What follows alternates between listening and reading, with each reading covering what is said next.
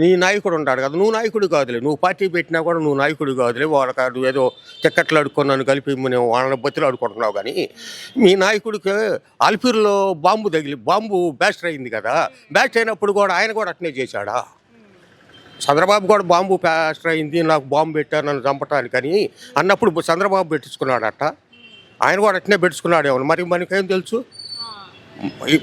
ఆయన కూడా ఎట్నే పెట్టుకున్నాడు బాంబు ఆడ పెట్టుకొని సింపతి కోసం ఆయనకు పెట్టుకొని అని చేసుకున్నాడేమో. ఒకటి ప్రతి మాటకి 10 మాట విమర్శ ఉంటుంది. కొన్ని విషయాల్లో కొన్ని మాట్లాడతారు జనం. ఇప్పుడు అది రాయి మీరే కొట్టుకున్నారు అనేటప్పటికి ఇది తిరుపతి దగ్గర అలిపిరి దగ్గర బాంబు అని అది ఎత్తాల్సి వచ్చింది కదా, అట్లా ప్రతి ఒక్కటి ఎత్తుతారు, రియాక్షన్ ఉంటుంది. అది వాళ్ళు మాట్లాడతాం తప్పు, వాళ్ళు మాట్లాడుతూనే తప్పు. చంద్రబాబు నాయుడు అంటున్నాడు అదేంటి, అప్పుడు మొన్న అదే ఒక టిప్పర్ డ్రైవర్ కి టికెట్ ఇచ్చాడు కదా జగన్ గారు, చదువులేని వ్యక్తికి లారీ డ్రైవర్ కి అసెంబ్లీలో కూర్చునే అవకాశం ఎలా ఇస్తారు అని చెప్పేసి మాట్లాడారు. ఇప్పుడు జగన్మోహన్ రెడ్డి లేని వాళ్ళని ఆదరించి తక్కువ బీసీ కులాలు ఎస్సీ కులాలు అంటే నాకు కొద్దిగా తెలవదమ్మా, వాళ్ళందరినీ పిలిచి వాళ్ళకి సీట్లు ఇచ్చుకుంటూ పోయాడు.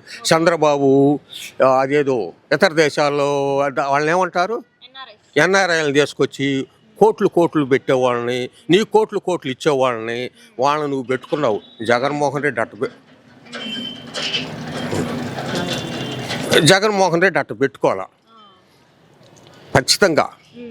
మనోళ్ళు అనుకున్నాడు, లేని వాళ్ళకే సీట్లు ఇచ్చుకున్నాడు, అన్నీ తెలుసు. ఆంధ్రప్రదేశ్ ప్రజల మొత్తానికి తెలుసు, ఆంధ్రప్రదేశ్ ప్రజల మొత్తానికి ఏం తెలుసు. ఆంధ్రప్రదేశ్ ప్రజలు పిచ్చోళ్ళు కాదు. ఒకప్పుడు చంద్రబాబు అనుకున్నాడు నేను పెద్ద ప్రపంచ మేధావిని, నాకంటే మేధావులు ఎవరు లేరు, నేనే మేధావుని అనుకున్నాడు ఒకప్పుడు. ఇవాళ జనం ఏం చేయరు, జనం తెలుసా నీ కాడికి మేధావులు అయ్యారు.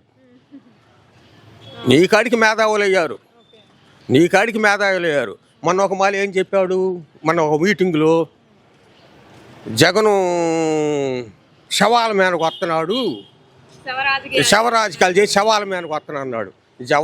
జగన్మోహన్ రెడ్డి శవాల మీదకు వస్తున్నాడా? నువ్వు శవాల మీదకు వస్తున్నావు. గోదావరి పుష్కరాలు ఎంతమందిని చంపావయ్యా? కృష్ణా నదిలో ఇది కృష్ణ సంగరం పెట్టి ఆడ ఎంతమందిని చంపావయ్యా? కందుకూరులో ఎంతమందిని చంపావయ్యా? గుంటూరులో 3 చంపావు కదయ్యా. నువ్వు శవాల మీదకు వస్తుంది జగన్మోహన్ రెడ్డి. నువ్వు కళ్ళగను అసంటప్పుడు కూలోళ్ళు తప్పితే జగన్మోహన్ రెడ్డికి ఎవరు ఉన్నాను అంటున్నాడు కదా. అన్నప్పుడు నీకు ఈ ముగ్గురితో నీకు పోటీలు ఎందుకు? జగన్మోహన్ రెడ్డి నేను సింగల్గా వస్తున్నా అని వస్తున్నాడు కదా, నీకు ఈ ముగ్గురితో పోటీ ఎందుకు? వీళ్ళ ముగ్గురితోటి కలగలుపులు ఎందుకు? నువ్వు అక్కడ పోటీ చేయొచ్చుగా, నీకు బలం ఉందగా. నువ్వు 40 సంవత్సరాల అనుభవం అంటున్నావు, నేను 14 సంవత్సరాలు ముఖ్యమంత్రిని చేశాను అంటున్నావు, నేను ప్రపంచ మేధావిని అంటున్నావుగా. నీ మేధావితనం ఏమైపోయింది?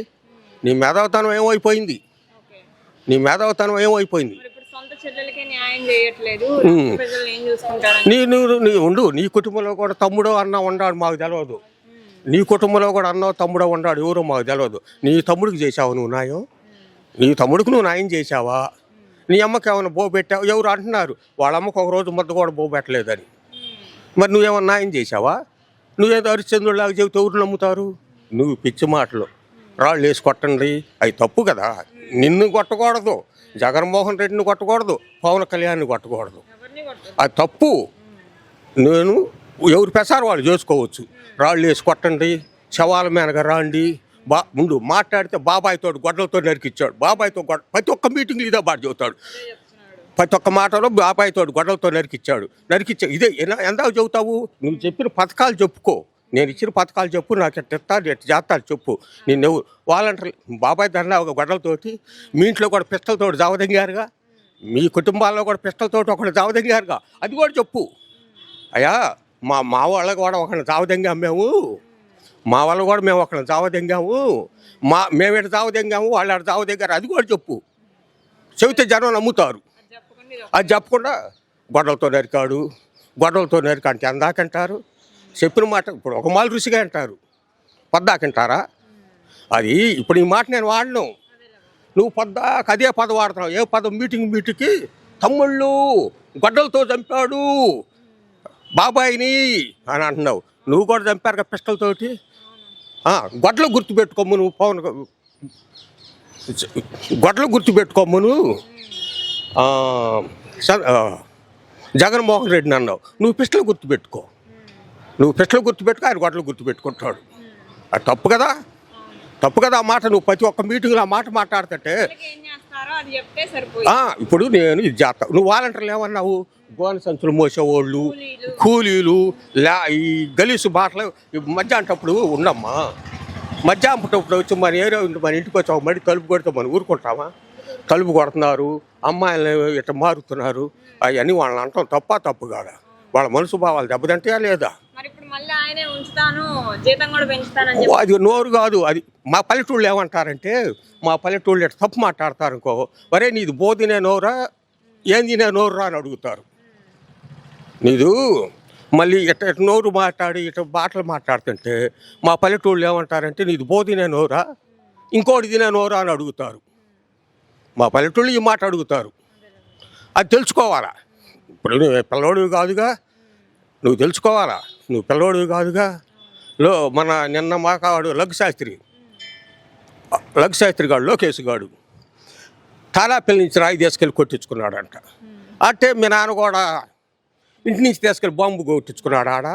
వరే మాట్లాడేదానికి కొద్దిగా గౌరవం, ఇలువుగా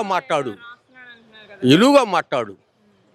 ఇట్లా పిచ్చుకోతలు కూసి ఇలువు బాగొట్టుకోబాకు. ఎదుటోళ్ళు చివరికి రోడ్డు మీద ఇప్పుడు నేను రోడ్డు మీద తిరిగేవాడిని, పొలం పని చేసుకునేవాడిని. నేనే మాటలు అడుగుతున్నానంటే ఇంకా ప్రతి ఒక్కళ్ళు ఇది అడుగుతారు.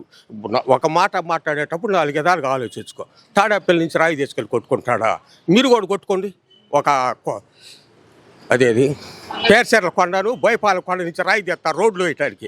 మీరు కూడా 2 రాళ్ళు తీసుకొని కొట్టుకొని సంపద పెంచుకోండి. అది తప్పు. వీళ్ళు మాట్లాడే మాటలు తప్పున్నారా? జనం ఉండు. వీళ్ళు మాట్లాడే మాటలకి జనంలో వీళ్ళు ఓట్లు కోల్పోతారమ్మా.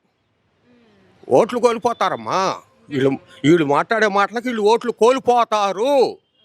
అంతవరకే. వీళ్ళు ఏందనుకుంటున్నారు, నాకేదో సంపద వచ్చిద్ది, మాకేదో పెరిగిద్ది అని అనుకుంటున్నారు కదా. తప్పు.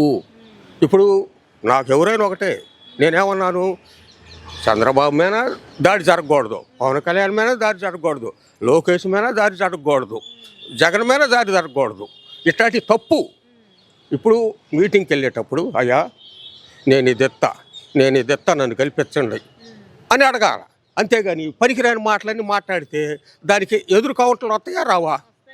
ఇప్పుడు నేను రోడ్డు మీద పోయేవాడిని, పొలం పని చేసుకునేవాడిని ఈ మాట అన్నానంటే నా కాడి చదువుకున్న వాళ్ళు ఉండారుగా. ఇవన్నీ రేపు అడుగుతారు. వాళ్ళు జనంలో అడుగుతారు అందరికీ. ఇప్పుడు అంత బాధ వేసిందా తెలుసా? ఇప్పుడు దెబ్బ తగిలింది. మీరేమన్నారా? అబ్బాయి మన కార్యకర్తలైనా వాళ్ళ కార్యకర్తలైనా ఎట్టాడి పనులు చేయొద్దు,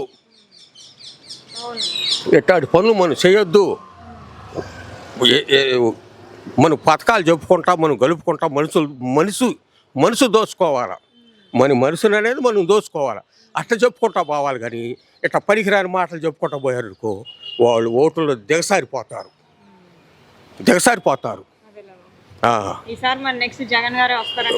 తప్పకుండా అమ్మా. 110, 100 పైన 110 ఆ మధ్యలో వస్తాడమ్మా. గవర్నమెంట్ చక్కగా ఫోన్ చేసేది జగన్మోహన్ రెడ్డి. ఎందుకంటే దేవుళ్ళు అంటాడు, వయసు చిన్నదైనా సరే అబద్ధం చెప్పడం ఉండదు. ఇది నేను చేస్తున్నాను అంటున్నాడు, చేస్తున్నాడు. ఇప్పుడు కూడా ఏమంటున్నాడు ఆయన, మీ ఇంట్లో మంచి జరిగితే నాకు ఓటు వేయండి, లేకపోతే వేయబాకమంటున్నాడు. మీరు కూడా నేను 14 సంవత్సరాలు చేశాను అంటున్నావు కదా. నువ్వు 14 సంవత్సరాలు చేసినప్పుడు నేను ఇది చేశాను, నాకు ఇది ఓటు వేయండి అని అడగొచ్చు కదా. నువ్వు నీ దగ్గర అది లేదు. ఓరక జగన్మోహన్ శవాల మీద నడుచుతున్నాడు, బాబాయిని చంపాడు, చెల్లెమ్మ రెడ్డిగా పెట్టాడు. మీ ఇంట్లో లేవా వాదనలు, గొడవలు లేవా? నిన్న ఇప్పుడేదో ఉన్నావు కానీ హరికృష్ణ వాళ్ళతో నువ్వు వాదం చేయలేదా? వాళ్ళని ఎడంగా పెట్టలేదా? దగ్గుపాటి వెంకటేశ్వరరావు వాళ్ళని ఎడంగా దెంగలేదా? ఇయ్యలేదో నువ్వేదో నీతిమంతుడు వెళ్ళి చెబితే జనం నమ్ముతారమ్మా. ఒకప్పుడు దగ్గుబాటి వెంకటేశ్వరరావుని పురంధేశ్వరావుని పక్కన ఇసిరి దెంగాడు. మరి హరికృష్ణ వాళ్ళని కొంతమందిని తీసి వాళ్ళ కుటుంబంలో పక్కన దింగాడు. పక్కన దిగితే ఏమైనా జనం పిచ్చోళ్ళ ఏ ఎండకి ఆ గొడుగు పడుతుంటాడరా బాబు వీడు. మోడీ గారిని కూడా తిట్టారు. అబ్బో మోడీనా, నాకు మనవడు ఉన్నాడు, కొడుకు ఉన్నాడు, మోడీకి పెళ్ళాం లేదు, పిల్లలు లేరు, నేను ఓడిపోయాను, నేను ఇంటికి వెళ్ళి నా పిల్లలతో బెమ్మానుకుంటా ఓడిపోతే మోడీ అనేవాడు ఏమని అన్నాడు కదా, అందరు ఎంటానే ఉన్నారుగా, ఆంధ్రప్రదేశ్ మొత్తం ఉన్నారు, భారతదేశం ఉన్నారు. వాళ్ళటు అది భారతదేశం కనుక అన్ని రాష్ట్రాలు ఉన్నాయిగా. నీకు ఏ ఎండక కాళ్ళు పట్టుకోవటం, ఎవరితో అవసరం ఉంటే వాళ్ళకి దండాలు పెట్టుకొని తిరగటం, అది నువ్వు జైల్లో ఉన్నప్పుడు ఏం చేసావమ్మా? నువ్వు రాజమండ్రి జైల్లో ఉన్నప్పుడు నాకు రోగాలు ఉన్నాయి, నా పరిస్థితి బాగలేదు, నేను 10 రోజుల్లో సత్తానో బతుకుతానో, నాకు బెయిల్ ఇవ్వండి అని బతిలాడావుగా, వాళ్ళు బెయిల్ ఇచ్చారుగా. ఇప్పుడు నువ్వు ఇలా ఏం చేస్తున్నా? మొత్తాన్ని జడతా తిరుగుతా. జనం గమనించరా? నేను జనం పిచ్చోళ్ళ. ఒకప్పుడు పిచ్చోళ్ళు ఎప్పుడంటే సొట్ల కాల్చే రోజులు ఉండేవి. చెట్ల కింద కూకో సొట్ల కాల్చి వీళ్ళు చెప్పే మాటలు అమ్మేవాళ్ళు. ఇవాళ సొట్ల కాల్చేవాళ్ళు లేరు, వీళ్ళు చెప్పే మాటలు వినేవాళ్ళు లేరు. వీళ్ళు చెప్పే మాటలు వినేవాళ్ళు లేరు, వీళ్ళు చెప్పిన మాటలు వినేవాళ్ళు లేదు. అది ఇంకా థ్యాంక్ యూ.